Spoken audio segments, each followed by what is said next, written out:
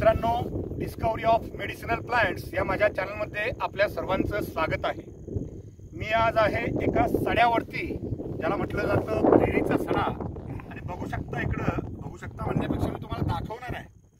अगदी रंगीबेरंगी फुलांनी भरलेलं एक पठार। हे बघा, हे इम्पेशन्स बघू शकता इकडे।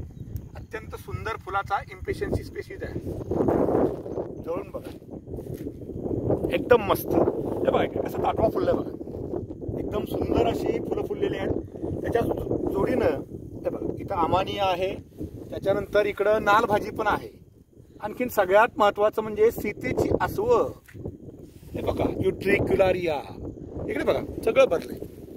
इकडे खाली खाली सगळे निळे फुलं भरले, सगळीकडे निळी फुलं आहेत। मस्त, अत्यंत सुंदर दिसतंय।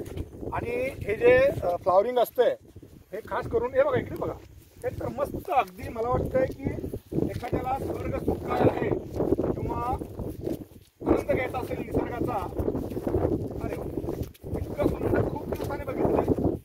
ताटवाच्या ताटवा फुललाय। मला खाली बसून त्यांच्या बरोबर अगदी इक्वल जायची इच्छा झाली।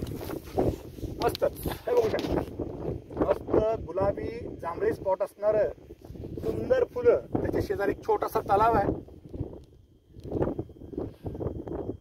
खूप छान, खूप छान, डोळ्याचं पारणं फेडणारा नजारा आहे। मित्रांनो, सर्वजण कास पठारला फिरायला जातात, पण आमच्या राधानगरी तालुक्यामध्ये हे जे भैरीचा सडा आहे तिथं निश्चितपणे फिरायला या, कारण तुम्हाला इतक्या स्पेसिस आणि इतक्या सुंदरता दिसेल की तुमच्या डोळ्याचं पारणं फिटल्याशिवाय राहणार नाही।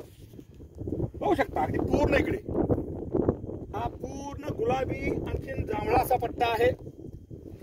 त्याच्या जोडीनं इकडून निळाई आहे, हिरवाई आहे। आता गुलाबीला काय म्हणतात माहित नाही, गुलबाई म्हणतो आजच्या दिवस मी, पण आहे, सगळीकडे आहे।